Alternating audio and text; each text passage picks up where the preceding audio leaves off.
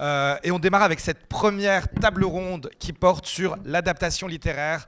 De la page à l'écran, il y a un pas qui peut prendre beaucoup de temps, un parcours semé d'embûches qui nous mène à un Eldorado espéré. Alors, adaptation littéraire entre mythe et réalité. Je laisse notre très cher président et producteur à la Méridienne, Pierre Hervé, prendre la parole. Bonjour tout le monde, vous pouvez monter sur scène. Elisabeth Kayali de chez Glénat, Delphine Clos de chez Matryoshka, Charlotte Denot de Astrée Productions et Antoine Arin de Carré Productions.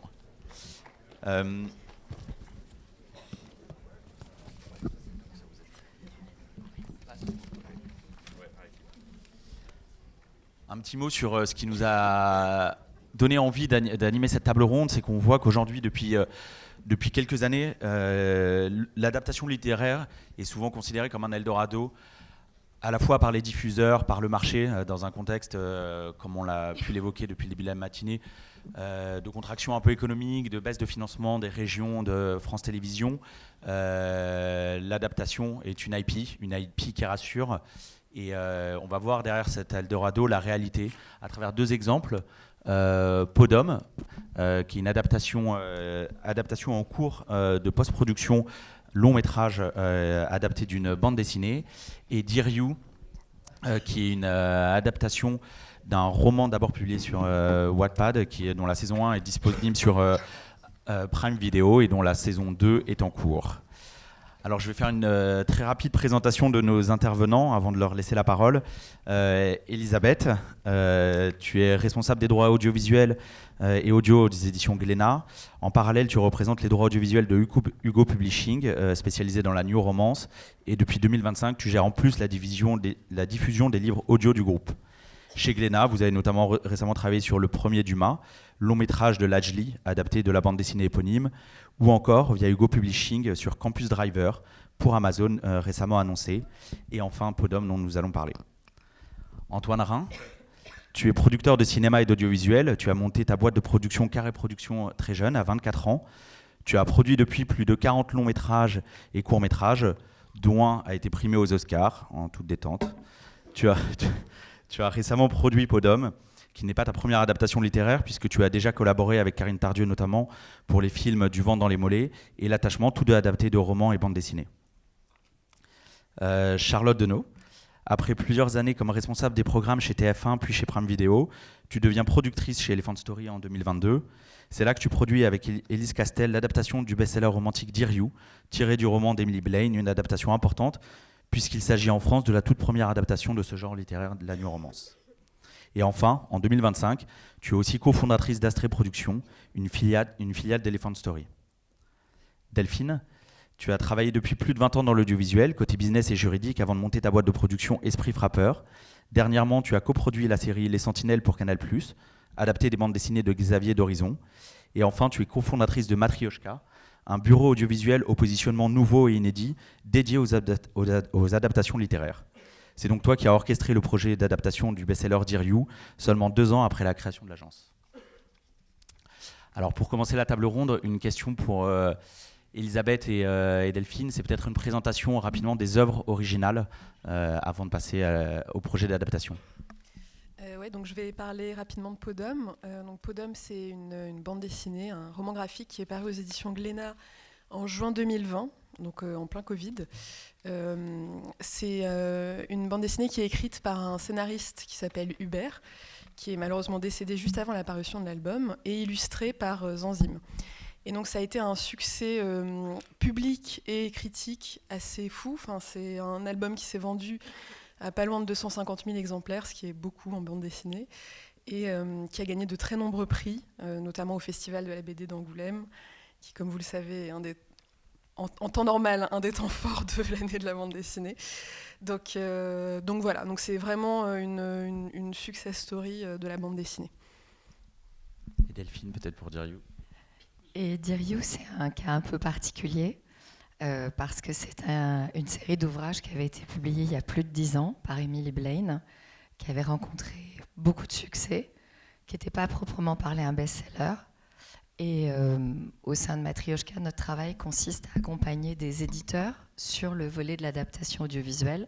Et quand on a commencé la collaboration avec HarperCollins, on était à la recherche d'ouvrages qui pouvaient contenir les ingrédients de cette tendance qu'on voyait émerger en littérature, qui était la new romance, mais pour une transposition à l'écran. Et c'était pas évident, et on les a trouvés dans ce livre-là. Donc c'était un travail un peu de spéléologue. Mais voilà, ce livre était très riche dans son univers. Il y a plus de 3 ouvrages, des bonus. Au total, ça fait quasiment 9 livres. Donc c'était un gros travail pour passer au tamis l'ouvrage. Mais voilà. Et peut-être pour rebondir là-dessus, Antoine et Charlotte, vous pouvez nous dire peut-être ce qui vous plaît et ce qui vous a plu dans ces œuvres originales et pour les adapter. Nous, en fait, on avait très envie d'explorer le genre de la romance et de la comédie romantique. Donc, on cherchait un livre, on en lisait beaucoup. Et en discutant à une époque où le marché était pas encore, ne recherchait pas de la new romance, alors que maintenant, aujourd'hui, tout le monde en recherche. Mais nous, en tout cas, avec Élise, c'était un truc qu'on avait envie de faire. C'était vraiment une envie personnelle. On se disait qu'il y avait une potentialité et qui, a priori... C'est confirmé. Et donc, on en a parlé à Delphine et Maëlys. Et elles nous ont présenté Diriou qu'on a lu. Et en fait, on y a vu tout de suite un concept très fort, très simple, mais très fort, un triangle amoureux, en fait. Et c'est ce qu'on recherchait. Et on recherchait aussi un livre avec une matière très riche qu'on pouvait étirer parce qu'on savait qu'on avait envie de proposer une série au long cours, en fait. On avait envie de plusieurs saisons et la matière de Diriou nous permettait ça. Et est-ce que ça a été un attrait, parce qu'en fait c'était un livre édité en ligne quand même à la base avec des millions de lecteurs, est-ce que ça a été un attrait ou est-ce que ça comptait pas tant que ça en fait l'édition en ligne et le nombre de ventes en ligne? Non, à l'époque ça comptait pas tant que ça. Pour le coup, nous on a pris l'œuvre parce que le contenu nous intéressait et parce qu'Émilie mais on en parlera peut-être plus tard, était une autrice à succès qui avait ensuite écrit beaucoup et qui avait une communauté de lectrices engagées. Ok, merci.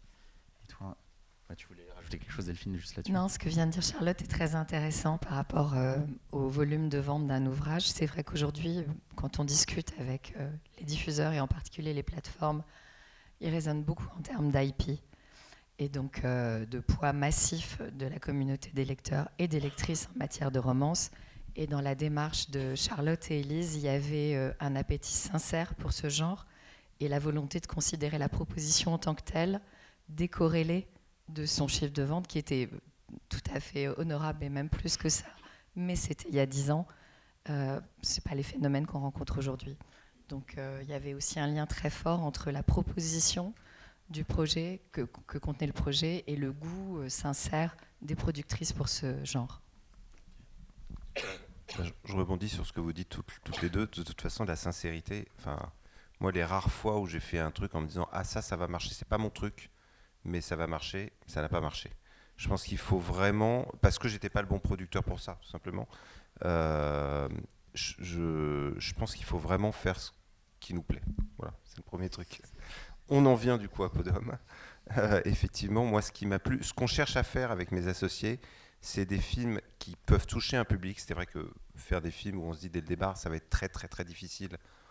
Bon, voilà, c'est pas notre motivation première, honnêtement. Mais en revanche, on a envie toujours de faire des choses qui racontent quelque chose sur la société. Et on se dit tout le temps comment on peut faire un truc qui a un propos, mais qui soit pas, où le propos soit pas la première ligne et le truc un petit peu donneur de leçons, voilà, il faut faire ci, c'est pas bien la guerre, c'est pas bien la famine, c'est pas bien le racisme, etc. Donc et Podom était très intéressant là-dessus parce que ça parlait de problématiques de genre de façon très originale. Donc ça, c'est ce qu'on a toujours cherché à faire avec notamment Fabrice, mon associé, c'est comment parler de façon un peu originale et large d'un sujet de société important. Et vraiment, Podom était, le pitch, je ne sais pas si vous le connaissez, mais on en parlera peut-être après, le pitch était vraiment malin, mais voilà, il y avait cette façon de parler de ces sujets. Et ensuite, bien sûr, deuxième truc, on cherche qui peut faire ça. C'est-à-dire que nous, on est toujours, quand on achète une œuvre, c'est toujours avec l'idée de le faire avec quelqu'un. C'est pas, je trouve que c'est très compliqué d'acheter une œuvre et de se dire, ensuite, on va commencer à chercher quelqu'un, parce que souvent, vous mettez du temps à trouver la personne, d'ailleurs. Peut-être que tu peux nous pitcher, est-ce que ça fera rebondir sur les prochaines questions sur l'écriture, Podum, du coup pour Je suis sûr que les gens sachent j'ai de quoi mal ça de parle. pitcher maintenant. J'ai foutu une pression sur 10 secondes. Alors, je vais vous faire un pitch un tout petit peu long, pas la version courte. En gros, c'est une... Et puis vraiment de notre film maintenant, parce que c'est peut-être très légèrement différent maintenant. Mais en gros, c'est une princesse qui a été élevée dans un truc très patriarcal, les femmes, c'est fait pour se marier et bien s'occuper de leur mari. Bon. Et donc, elle est censée se marier à un prince, elle est toute contente de ça, elle a été élevée comme ça. Et finalement, à la dernière minute, son père décide de la marier au chef des armées, qui est un mec rustre qu'elle aime pas du tout, et du coup ça la rend dingue, et du coup elle dit moi dans ce cas-là je vais rentrer dans les ordres, et sa marraine, qui est en l'occurrence Catherine Deneuve dans notre film, lui dit écoute, moi j'ai un truc, c'est une peau d'homme, c'est un truc, tu la mets et tu te transformes en homme, et comme ça tu vas pouvoir la mettre et rencontrer ton futur mari dans des circonstances plus normales, enfin où il te verra pas comme ta future promise, mais comme à quelqu'un avec qui il peut discuter de façon plus sincère, parce que c'est plus facile de parler de façon plus sincère avec les gens de ton genre.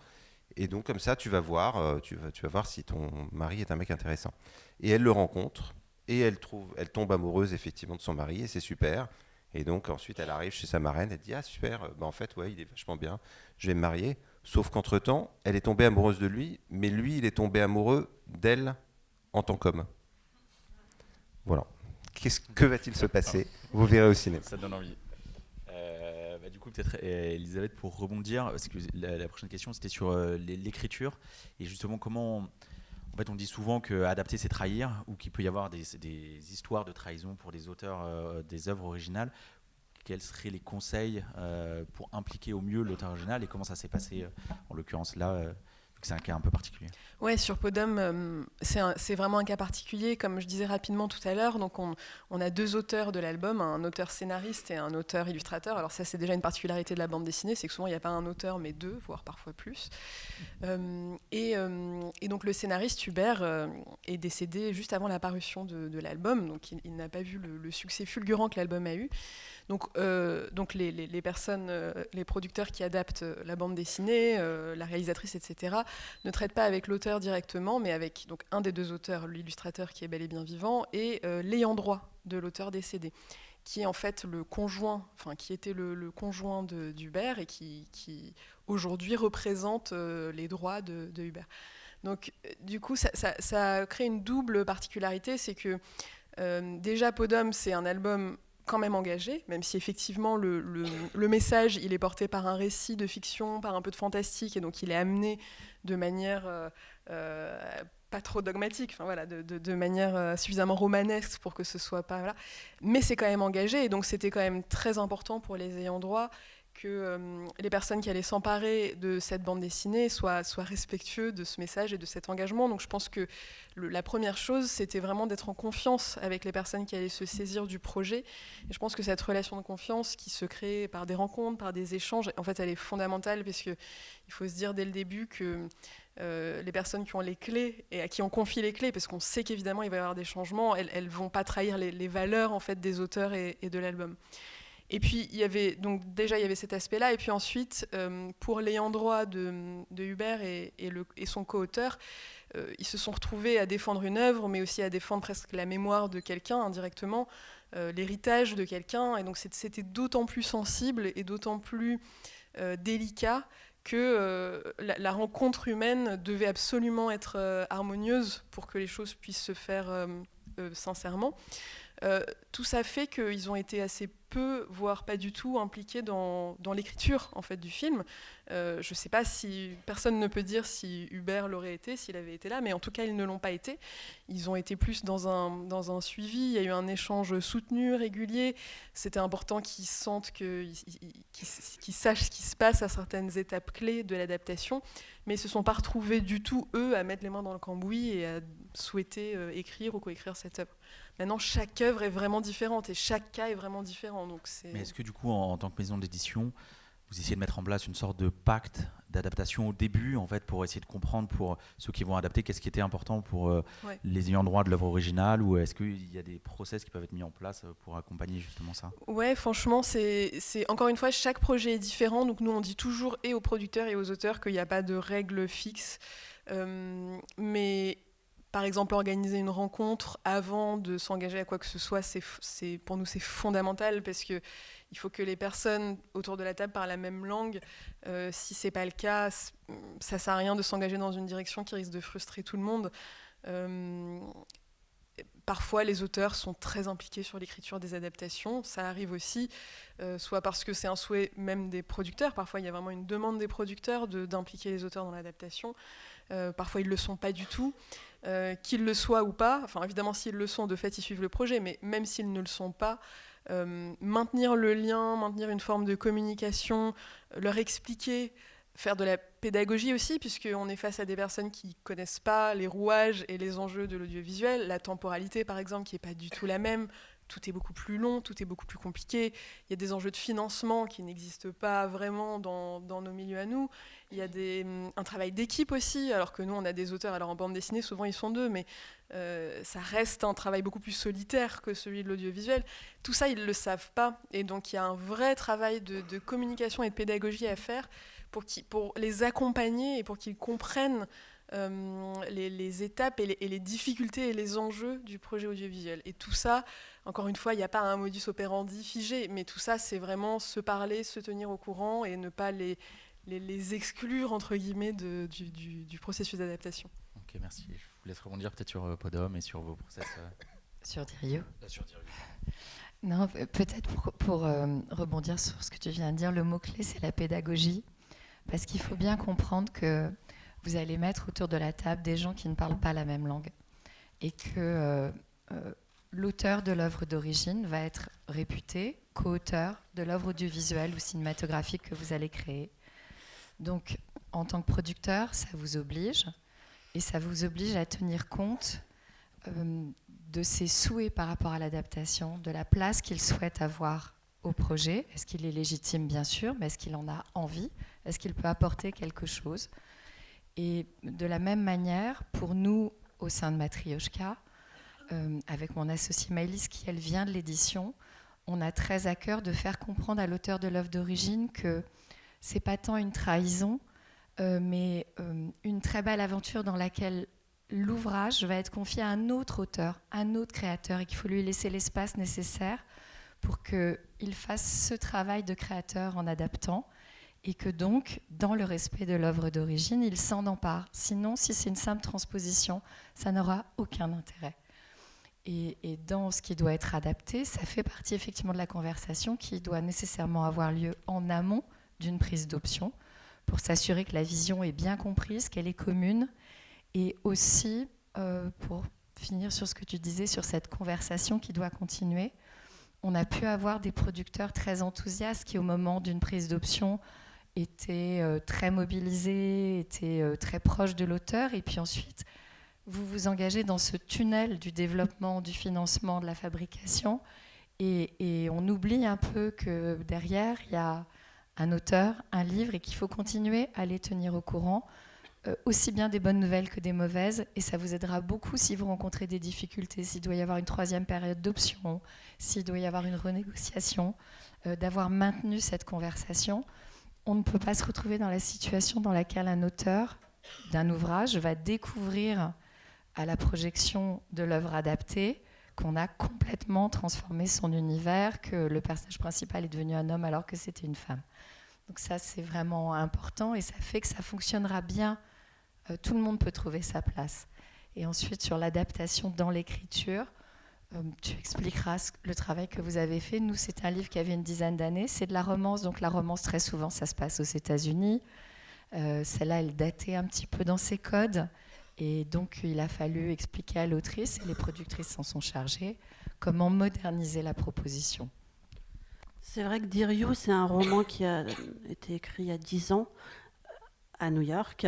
Et nous, dès qu'on a rencontré, dès nos premières discussions avec Émilie, on lui a dit tout de suite que sa matière nous intéressait, ses personnages nous intéressaient, mais qu'on allait devoir faire un énorme travail d'adaptation. qu'on allait le transposer à Paris, et surtout qu'on était aujourd'hui dans une ère post-MeToo où les relations hommes-femmes, les relations amoureuses ne sont pas tout à fait les mêmes qu'il y a 10 ans. Et d'ailleurs, Émilie a été la première à nous dire que si elle avait écrit ce roman aujourd'hui, elle ne l'aurait pas écrit de cette façon-là. Donc voilà, on a fait ce gros travail avec Émilie. Ce qui était important pour elle, c'était qu'on ne trahisse pas ses personnages. En fait, c'était vraiment ça qui lui tenait à cœur. Elle avait une héroïne qui était amoureuse de l'amour, qui était fondamentalement sincère et bienveillante, et elle tenait à ce qu'on reste sur cette typologie d'héroïne. Elle avait aussi, et ça c'est plus rigolo, mais elle avait des visions physiques, notamment de ses héros. Donc elle a été très Elle vous a fait attentive au une liste, un casting. descriptif. Non, en tout cas, elle avait envie de voir le casting. Donc voilà, on a vraiment fait ce travail-là avec Émilie, et ensuite on lui a fait lire toutes les étapes pour qu'elle comprenne aussi, parce que c'est pas juste un travail d'auteur, on a aussi un client, il y a un diffuseur qui parfois a des demandes, nous demande de changer des choses, et voilà, il fallait on avait envie qu'elle comprenne quelles étaient les étapes. Pour être informée ou pour participer et faire des retours sur les textes? Alors, Émilie, honnêtement, c'était plutôt pour être informée. Elle nous a fait des retours, mais plutôt des retours de lectrices. Le plus important, c'était l'étape, et tu as raison de parler du diffuseur, c'est-à-dire que le pacte de confiance se crée avec un producteur, mais en fait, autour de la table, il y a aussi le diffuseur. Et que donc, dans les demandes du diffuseur, il y aurait des choses peut-être plus radicales que ce que le producteur avait envisagé. Et donc, l'étape qui a été clé, c'était de montrer à Émilie le dossier de présentation fait par le producteur pour présenter le projet au diffuseur et les retours du diffuseur qui impactaient ce document. Et sur ça, elle a pu avoir des réactions et petit à petit, effectivement, s'approprier le projet. Et à la fin, c'était effectivement plus pour être informée que pour intervenir. Après, on a une autrice, un rêve d'autrice, des productrices qui ont été formidables. Enfin, on vous donnera peut-être quelques éléments sur la temporalité de ce projet. C'est un cas de figure qui donne envie à tout le monde de produire. Vous pouvez peut-être nous dire justement les deux temporalités peut-être d'écriture et de production des projets. Alors, j'ai plus les dates en tête, mais je crois qu'on s'est parlé des droits fin 2022, sur le dernier trimestre 2022, et on a tourné la première saison 1 an et demi après. Ouais, il y a eu 16 mois entre la signature du contrat d'option et le premier jour de tournage, donc ne pensez pas que ça se passe tout le temps comme ça. Mais l'adaptation et le développement d'une série, c'est pas toujours un cauchemar non plus. C'est bien, ça donne un peu d'espoir, merci. Nous, alors, il y a plusieurs questions. Il y a l'histoire de la question de la durée, l'histoire de effectivement, comment ça se passe, la collaboration. Alors, moi, j'ai 2 exemples. Mais, donc, sur Podom, ce qui prend du temps aussi, c'est que quand on a rencontré les auteurs, c'est Léa Doménac, la réalisatrice de Bernadette, qui a adapté ça avec sa co-scénariste Clémence Dargent. Et elle était en tournage de Bernadette. Donc, nous, en fait, quand on a eu vent de la BD, du roman graphique, excusez-moi, on a tout de suite pensé à Léa, on lui a fait lire, elle était enthousiaste, mais elle était en tournage, et on a parlé à la maison d'édition, qui ne connaissait pas Léa, c'est normal, vu que c'était son premier film qui était en tournage. En plus, Bernadette, c'était un projet très très confidentiel, parce qu'il ne fallait pas que les Chirac soient au courant. Donc en gros, il y avait vraiment un blocus total sur tout. Donc en gros, on dit, voilà, c'est une réalisatrice qui fait un film sur Bernadette Chirac avec Catherine Deneuve. Voilà, il pouvait y avoir un petit peu de doute. Donc on a créé cette rencontre après le tournage. Et je dois dire, il y a une vraie intelligence de l'autre côté, parce que c'est pas facile de se projeter par rapport à une réalisatrice qui n'a rien à montrer, qui dit, votre roman graphique a vraiment un ton particulier, vous allez voir, je vais trouver le ton pour le cinéma. Ok, très bien, super. Bon, ils nous ont fait confiance, mais bien sûr, il fallait qu'on se reparle régulièrement. En plus, ce qui est compliqué, je reprends ce que vous dites sur le côté de se parler régulièrement, c'est que c'est important de se parler régulièrement, c'est essentiel, vous avez raison. Et à la fois, le problème, c'est que parfois, dans notre petite cuisine, il y a des ratés, quoi. C'est-à-dire que nous, par exemple, les 2 premières versions de traitement de Podom étaient, mais pas bien du tout. C'est-à-dire que c'était très difficile de trouver le bon dosage et le dosage n'était pas là. Et honnêtement, si on avait été face à une maison d'édition qui dit « Ouais, mais moi je m'en fous, je veux absolument lire le premier texte qui sort », bah, je pense que ça serait mal passé parce qu'ils auraient dit « Ouh là là, qu'est-ce que c'est que ça ?» Et puis ça sert à rien. Enfin, c'est comme si on vous demande de faire lire un truc dont vous n'êtes pas content. Et on dit « C'est nul ». Bah oui, je sais, c'est nul. Ça sert à rien. Donc du coup, enfin nul, le mot est extrême, mais disons à côté. Voilà. Et donc finalement, c'est à partir du troisième texte, texte qu'on a. Non, c'est parce que le troisième texte, c'est une chanson qu'on utilise dans le film. Pas de souci, oui. Donc troisième texte, qu'on a vraiment trouvé le truc. Et je ne sais plus si on l'a fait lire à partir de là, mais voilà. Mais ça a été vraiment très sain cet échange où à chaque fois, souvent, contractuellement, on nous demande par exemple, de faire lire toutes les versions, et nous on dit tout le temps, mais non, ne nous demandez pas de faire lire toutes les versions, ça n'a aucun sens. C'est la meilleure manière. Il faut être transparent, mais il ne faut pas être transparent à l'extrême, parce qu'il y a un moment, si tu as le moindre doute, tu dis, bah là j'ai des doutes, c'est pas bon non plus, quoi. Il faut nous laisser chercher. La création, c'est chercher. Donc, et pour revenir sur un autre truc qui était et sur le temps, c'est très compliqué, parce que du coup, vu que Léa, elle était en tournage, montage, sortie, puis ensuite qu'elle travaille sur l'adaptation, donc ça a pris beaucoup plus de temps. Mais par définition, 1 an après la signature, on n'avait pas avancé dans l'écriture. Et je cite un autre exemple sur cette histoire d'entente. Quand on a fait effectivement l'attachement, donc qui est sorti l'année dernière, qui est une adaptation de l'intimité d'Alice Fernet, on a lu, en fait c'est Karine Tardieu qui a lu le livre, qui m'a appelé en me disant lis-le, moi je trouve ça vachement intéressant, je commence à le lire, je suis à la moitié du roman, j'appelle Karine, je dis putain c'est génial, j'ai tout de suite appelé pour avoir les droits, elle me dit va jusqu'au bout.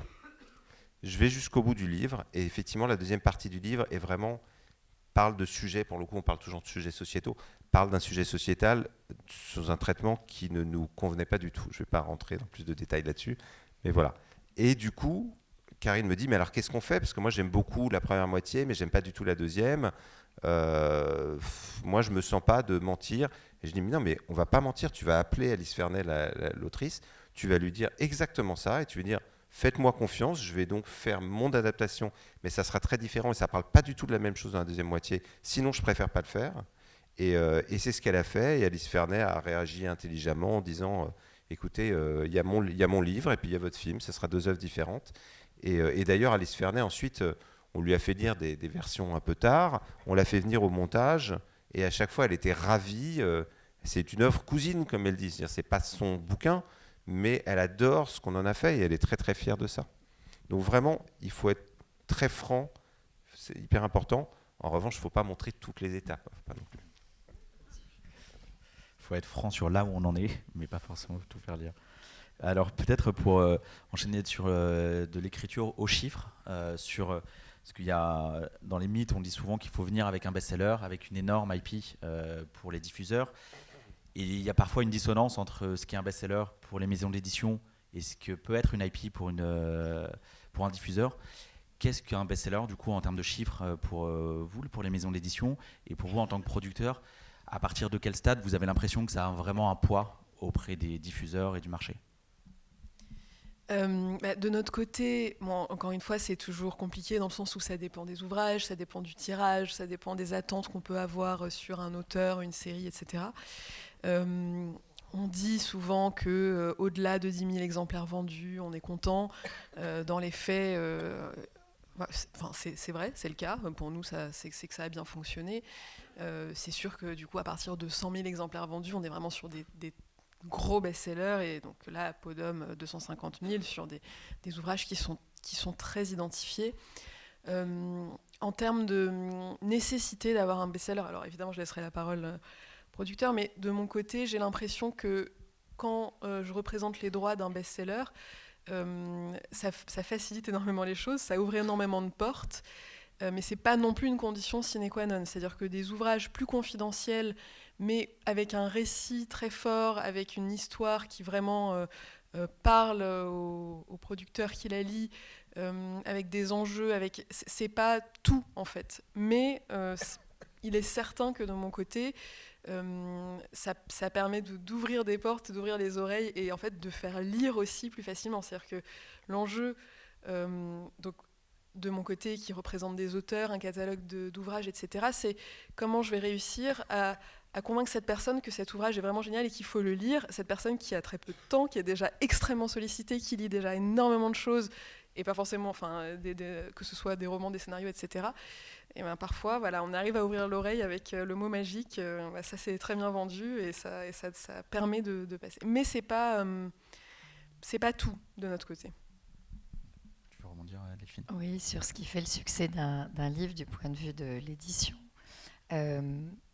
Nous, chez Matryoshka, on travaille aux côtés d'un certain nombre d'éditeurs indépendants qui, à 5000 exemplaires, considèrent à juste titre que c'est déjà un grand succès.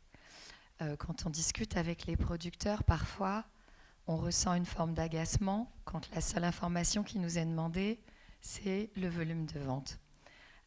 Bien sûr, il y a des best-sellers, il y a des livres qui sont sur les listes de prix, on reçoit des appels de producteurs quand on en est à la 3e sélection d'un ouvrage qui découvre quelque chose qu'on leur a déjà pitché 6 mois auparavant et qui ne retenait pas du tout leur attention à ce moment-là. Donc, l'histoire est vraiment au cœur de la proposition. C'est sa singularité ou son universalité. Ça peut être aussi un livre qui a eu peu de succès en France, mais qui, pour certaines raisons, a déjà pu voyager à l'international. Ça peut être aussi, si vous travaillez sur de la non-fiction, le caractère unique de la source que représente le livre. Donc, il y a plein de manières de trouver un intérêt à un ouvrage. Et tout est possible. Ça dépend aussi, et là les producteurs vont répondre sur ce point, des partenaires que vous ambitionnez d'attacher autour du projet et de leurs exigences. Mais heureusement que beaucoup d'autres livres que des best-sellers sont tous les jours adaptés. C'est ça qui fait aussi la richesse et la diversité de la proposition, parce qu'il y a quand même un vrai enjeu de création et de diversité, et le nivellement par les chiffres n'est pas toujours, enfin, en ce qui me concerne, pas souhaitable. Oui, et par ailleurs, juste pour tempérer, pour tempérer ce que je disais sur les chiffres, nous, on voit aussi beaucoup en bande dessinée, notamment chez Glénat. On a beaucoup de genres en bande dessinée, on a beaucoup de science-fiction, de fantastique, de fantasy. Et là, on a beau avoir des chiffres mirobolants, on a beaucoup de mal à convaincre les producteurs français de se lancer dans du space opéra. Donc ça a quand même ses limites. Moi, j'ai la sensation que, alors, évidemment, ce qui compte avant tout, c'est l'histoire. Ça, tu l'as dit, et je suis d'accord avec toi. Il faut une bonne histoire. Après, je ne sais pas si c'est tant les chiffres qui importent que le fait que le livre ou que l'auteur ait créé de la conversation. Il y a aussi quelque chose, quand on discute avec les diffuseurs, moi je sais qu'on s'était à un moment donné interrogé sur un livre qui s'appelait Le roman de Marceau Miller, et qui avait créé pas mal de conversations parce que l'auteur était inconnu, on se demandait qui était l'auteur. Et je sais que France Télévisions, un producteur a pris les droits, il a vendu tout de suite à France Télévisions avant que quelques semaines à peine après que le livre soit sorti. Et je pense que là, France Télévisions a acheté la conversation. Enfin voilà, il y a aussi ça. C'est-à-dire que je pense que nous, sur la New Romance, voilà, on en parle beaucoup. Je pense qu'un diffuseur va aller acheter l'IP et l'autrice. C'est-à-dire qu'il s'intéresse, dès qu'un livre d'Emma Green, de Morgane Moncomble sort, ils vont s'intéresser à ce livre-là avant même que les chiffres soient... Les chiffres du livre. Ouais. Pour sa communauté. Et donc ça, c'est la question de la transformation entre le lectorat et l'audience. Et là, il faudrait un débat aussi à part entière. C'est effectivement la conversation et la communauté, parce qu'on sait que quand on prend les droits d'un Morgane Moncomble, d'un Emma Green ou d'un Marie Vareille, qui est moins de la New Romance, enfin ce genre d'autrices-là qui ont des très fortes communautés sur les réseaux sociaux, c'est ça aussi que les diffuseurs vont chercher. Bon, là, on parle vraiment, c'est vachement intéressant ce que tu dis, c'est un truc très plateforme en l'occurrence, plus que film cinéma. Ah oui, voilà, oui, bien tout sûr, à fait. Bien sûr. Et sur le cinéma, moi je trouve que les chiffres ont très peu d'importance parce qu'on voit bien que, déjà comme tu le dis, c'est-à-dire que quand un livre fait 50 000 exemplaires, c'est super. Bon, en attendant, si j'achète les droits du livre et que je fais un film à 5 millions et qui fait 50 000 spectateurs, c'est pas super. Donc du coup, et on peut pas se dire un lecteur va être égal à 10 spectateurs. Déjà, est-ce qu'un lecteur va être égal à un spectateur? On ne sait pas.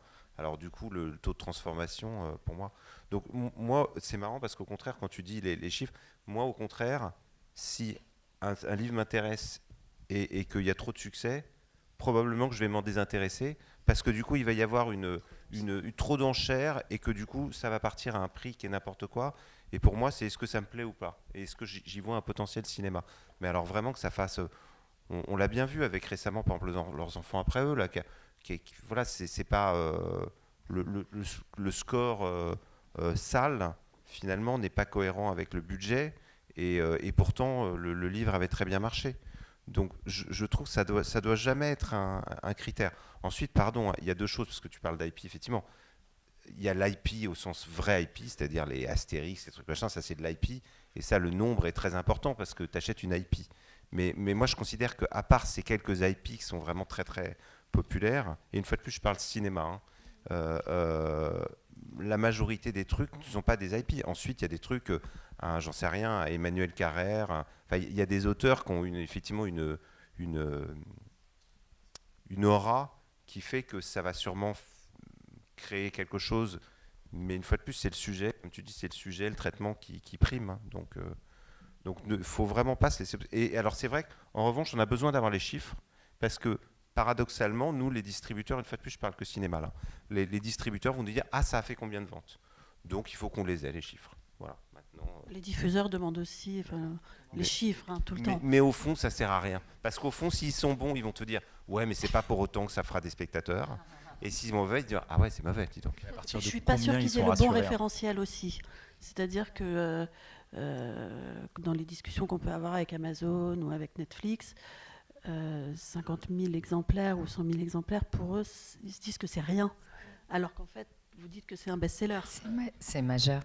Mais après, on parle effectivement d'interlocuteurs. Le cinéma n'a pas les mêmes contraintes et les mêmes attentes, notamment de financement qu'un diffuseur et un diffuseur d'une plateforme. Donc, et si on prend ensuite des segments bien particuliers, et celui de la New Romance est assez édifiant puisque ça commence par de l'auto-édition. Donc on a des millions de lecteurs et de lectrices Wattpad par exemple, avec une transformation quand on part sur l'édition papier. Et là, on est sur des phénomènes, mais ce n'est pas du tout transposable aux autres genres littéraires. Donc il faut vraiment, de toute façon, suivre son cœur. Le chemin est tellement long. Merci beaucoup. On va laisser la parole au public. Si jamais vous avez des questions, des envies de rebondir sur ce qui a pu être dit.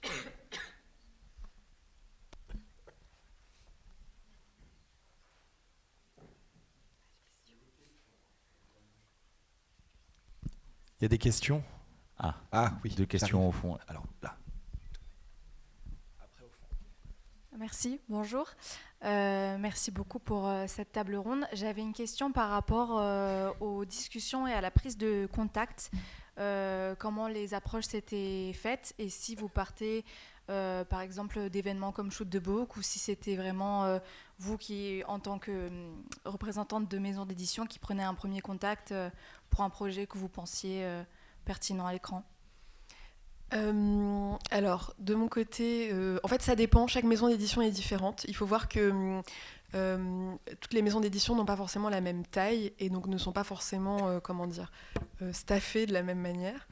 Donc moi, je travaille dans une maison d'édition où donc mon travail, c'est ça à temps plein, mais c'est pas forcément le cas de tous mes homologues. En général, les grandes maisons d'édition ont vraiment je dis grandes en termes de volume évidemment, ont vraiment des équipes ou des personnes dédiées à l'audiovisuel.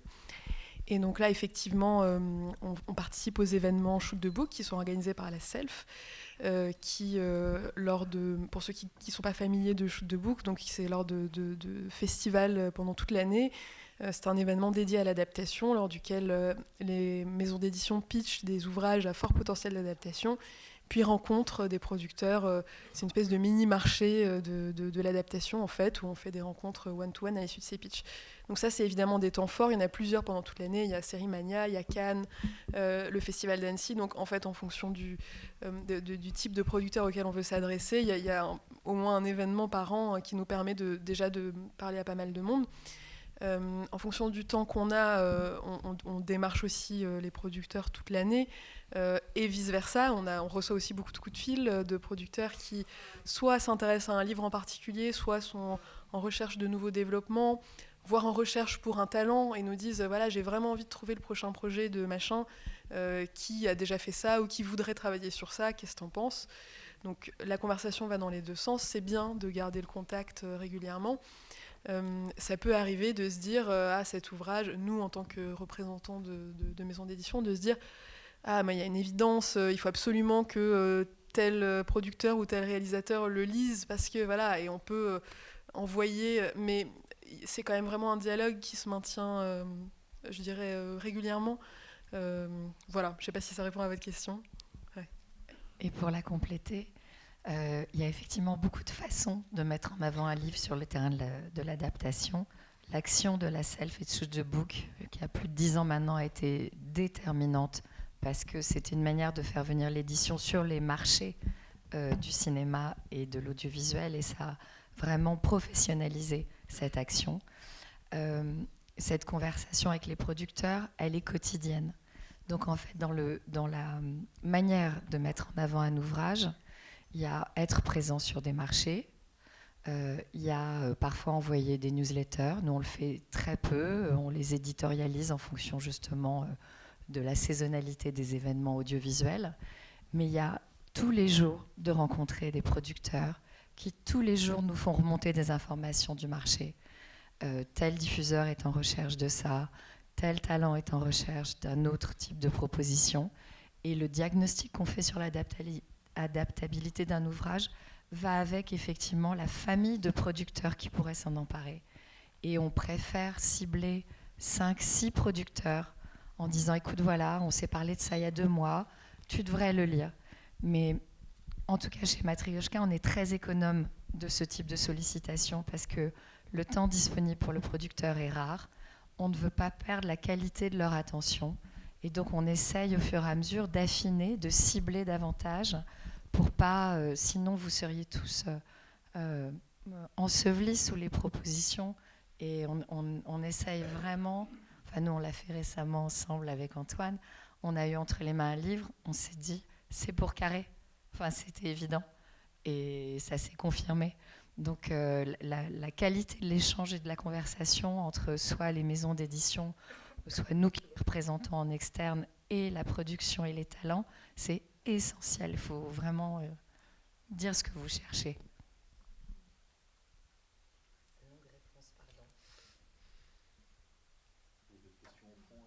On a une question ici. Bonjour, merci beaucoup. C'était très intéressant, particulièrement ce que j'ai pris des droits d'édition il y a 6 mois d'un livre publié chez Gallimard qui a un best-seller selon vos critères, puisqu'il a été vendu à 400 000 exemplaires. Et contrairement à vos préconisations, Monsieur Rhin, je n'ai pas d'auteur ni réalisateur attaché. Et c'est vrai que c'est un gros challenge.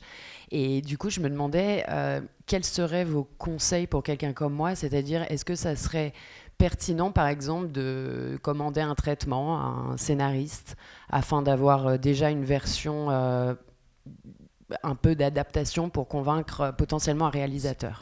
C'est pour le cinéma? Oui, c'est pour un long métrage. Non, je vous conseillerais pas.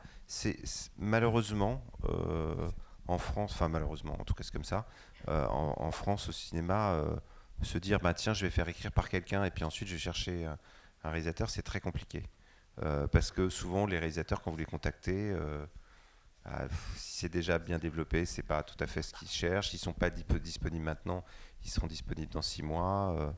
Donc je trouve que c'est compliqué. Et à la fois j'ai déjà été, c'est pour ça que je me permets de donner ce conseil, parce que j'ai déjà été dans ce genre de situation. Et je ne m'en suis pas sorti d'ailleurs. Mais en l'occurrence, pardon, votre 400 000 exemplaires, c'est quand même beaucoup. Je pense que, autant je dénigrais les chiffres, mais 400 000, c'est pas mal quand même. Et bravo d'avoir réussi à avoir le truc. Mais ce qui est compliqué, c'est que je vois bien, c'est-à-dire quand on a juste un livre à faire lire, les gens mettent plus de temps à lire que de lire un petit texte. Et surtout une difficulté à à l'expliquer simplement et à trouver l'angle d'adaptation. C'est compliqué parce qu'effectivement, vous allez voir des réalisateurs, ils vont dire ah ouais, mais je vois pas le film. Moi, c'est le cas que j'ai eu, par exemple, un truc qui était très compliqué, qui était un truc américain où j'avais eu un mal fou en plus à obtenir les droits et qui était hyper ambitieux et hyper séduisant, mais très compliqué à adapter. Et en fait, j'ai contacté plein d'auteurs qui m'ont dit, enfin plein de réalisateurs un peu illustres, et à chaque fois, ils le lisaient parce que le pitch était vraiment intriguant, et à chaque fois, ils disaient ah ouais, c'est super, mais alors c'est très très dur à adapter, je vois pas l'angle. Et quand j'ai eu 10 réponses de gens expérimentés qui disent j'arrive pas à voir comment l'adapter, j'ai fini par comprendre que je pense que c'était assez inadaptable, malheureusement. Et moi, j'avais quand même une remarque, c'est que si vous avez réussi à convaincre Gallimard de vous confier les droits, sans talent attaché, c'est qu'en tant que productrice, vous aviez une vision extrêmement forte. Oui, c'est vrai. Et que vous avez certainement cité des familles de réalisateurs ou de réalisatrices, des références de films dans lesquels vous vouliez vous inscrire. Donc cette intuition qui est devenue une conviction que vous avez réussi à partager, vous allez continuer à pouvoir la porter. Donc continuez à vous faire confiance. Vous avez convaincu ceux qui étaient les plus durs à convaincre. Pas nécessairement, ceci dit, mais du coup, je suis d'accord en revanche que ça prouve que c'est pas facile, hein, effectivement, pour quelqu'un sans auteur de convaincre, donc bravo, et ça veut dire que vous avez vraiment quelque chose, et il faut se battre pour. Mais si vous voulez, contactez-moi après, parce que c'est un peu compliqué de parler en détail de ça, mais c'est parce que c'est pas simple, effectivement. Pour le coup, il faut que je réfléchisse à votre question. Bonjour, merci pour l'échange. J'avais une question sur les chiffres, encore une fois, et sur les ventes des livres. L'idée, c'était de savoir, donc pour vous, vous considérez absolument pas qu'un succès d'un livre ou d'une bande dessinée amènera potentiellement un nombre de spectateurs. Par exemple, si un livre ou une BD a fait 50 000 ventes, que ça amènerait un nombre de spectateurs potentiels, et ça permettrait d'avoir un pas moins grand à faire pour arriver à potentiellement un succès en salle. S'assurer une certaine base de spectateurs pour une adaptation au ciné ou sérielle. Moi, je trouve que ta réponse est assez, ça pour le coup, assez cinéma et audiovisuel. C'est plus, est-ce que le sujet, il y a quelque chose dans le sujet, son traitement, qui va pouvoir attirer les gens, et du coup qui va créer de la conversation, etc. Comme tu disais aussi, si on fait un Space Odyssey qui fait 50 000 ventes, ça va être chaud quand même, hein, pour le cinéma. Hein. Je ne le cache pas, parce que la culture du Space Odyssey en France, c'est quand même assez léger. Donc je sais pas, faut trouver le truc malin. C'est vrai que nous, sur Podom, il y a eu énormément de ventes, on a participé à l'aventure théâtrale, ça a très bien marché.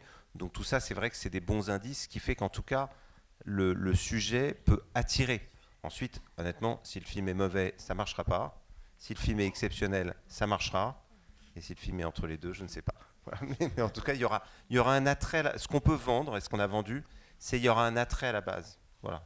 Ça, c'est ça qui est bien sur les chiffres. Mais une fois de plus, 10 000, 20 000, 30 000, est-ce que c'est un attrait? Bon, voilà. Merci. Est-ce qu'il y a encore des questions? Oui, super.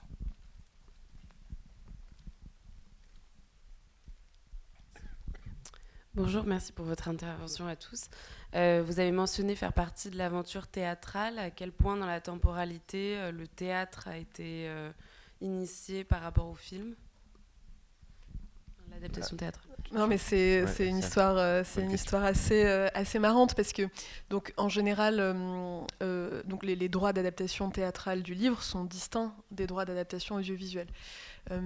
Dans le cas de Podom, on avait un cas particulier, puisque dans je rentre un peu dans les détails, mais dans la relation contractuelle, Carré Productions avait un droit de premier regard en cas d'adaptation théâtrale, ce qui n'est pas du tout le cas systématiquement, ce qui dépend vraiment de chaque contrat, de chaque discussion, etc.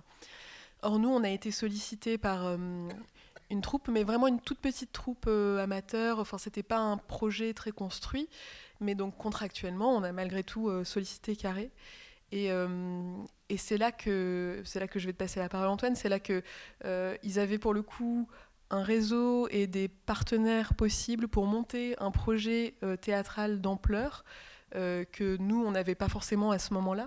Et donc c'est là où ça a été assez vertueux finalement d'avoir un partenaire. C'est vraiment un cas un peu unique dans notre expérience, mais c'était très intéressant de pouvoir s'appuyer sur vous pour monter ce spectacle. Alors nous qui n'avons aucune expérience du théâtre, je précise, mais on a l'humilité de dire qu'on n'a aucune expérience. Mais en revanche, c'est très important pour moi, quand on achète les droits d'une œuvre, de pouvoir se protéger des autres œuvres. C'est-à-dire que c'est typique, effectivement, quand vous nous avez appelé nous, ça nous a inquiétés. On se dit, on va monter un film qui va être un gros film, et s'il y a une pièce de théâtre d'une petite troupe qui se fait, et si c'est pas bien du tout, ça va nous faire du mal. Et si c'est pas mal, de toute façon, ça ne va jamais cartonner. Les gens vont nous dire, bah ouais, mais la pièce de théâtre, ça n'a pas marché. Donc c'est pour ça qu'on voulait soit avoir les droits, on n'était pas à cheval sur le fait d'avoir les droits vu que c'est pas notre métier, mais en tout cas de pouvoir un minimum contrôler les choses. Et du coup, quand on a vu ça, on a été contacté un pote qui est Benjamin Belcourt, qui est un gros producteur de théâtre, qui s'est tout de suite déclaré très intéressé, qui a été fait ce travail, on revient sur le débat tout à l'heure, d'aller chercher l'autrice qu'il fallait, que nous on n'aurait jamais trouvé parce que c'est pas notre métier, et qui a composé ça, l'autrice, Laure Calamy, etc. Donc nous on a été coproducteurs du truc, on a participé un peu, mais surtout on a mis en contact. Et du coup ils ont fait ça, et ça nous a permis de voir que c'était des projets différents qui n'allaient pas se cannibaliser. Première étape de vie. Deuxième étape de vie, vu que la pièce a été un succès, il y a eu une captation vidéo pour, je crois, France Télé, me semble-t-il. Et du coup, nous, là aussi, on a fait, oulala, attention, super captation vidéo, très bien, mais il faut que la captation vidéo ne soit pas diffusée avant la sortie de notre film, parce que sinon, ça va faire du mal à notre film. Donc là aussi, c'est important d'avoir le contrôle, donc je ne peux pas souligner suffisamment le fait que c'est pas pour embêter les éditeurs qu'on met des trucs de premier regard sur ces choses-là. C'est qu'il y a un moment, notre œuvre, il faut quand même, tant qu'elle n'est pas sortie, il faut qu'on puisse la protéger. Une fois qu'elle est sortie, c'est autre chose. S'il y a d'autres œuvres qui viennent concurrencer, c'est une chose. Mais vraiment, tant qu'elle n'est pas sortie, voilà, moi je peux pas faire un truc à plusieurs millions et tout d'un coup me retrouver saboté par quelque chose. Mais une fois de plus, il y a eu une très bonne collaboration avec la maison d'édition. Enfin, voilà. Mais voilà la raison pour laquelle c'est essentiel ce genre de choses.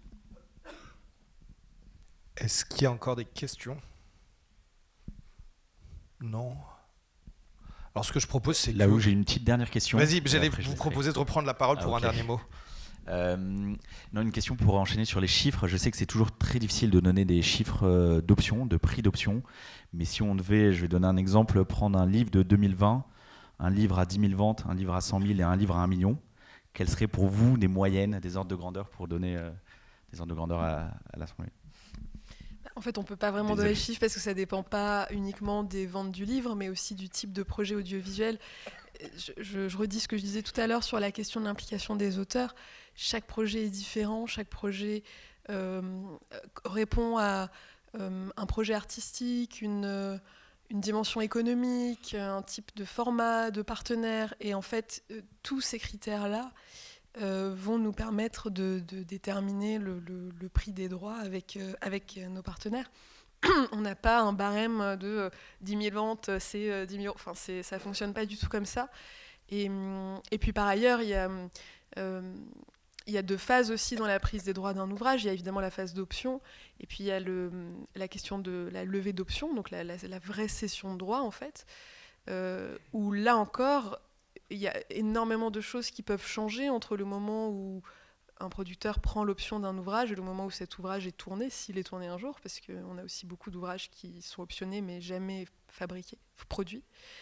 Donc on essaye, nous, de s'adapter le plus possible, c'est-à-dire d'envisager des constructions contractuelles qui soient cohérentes avec l'ambition du projet au moment où on en parle, mais qui puissent aussi s'adapter au type de format que le projet aura. Ce ne sera pas la même chose si c'est une série pour Amazon ou un unitaire pour France Télé ou un long métrage pour le cinéma réalisé par un jeune réalisateur ou par Jacques Audiard ou que sais-je. Donc en fait, il y a autant de réponses que de projets et c'est très difficile de donner des chiffres, mais ce qui est important, c'est de se parler, d'essayer d'envisager quelque chose qui soit cohérent avec évidemment la notoriété d'un ouvrage et d'un auteur, mais aussi avec l'ambition du projet en face.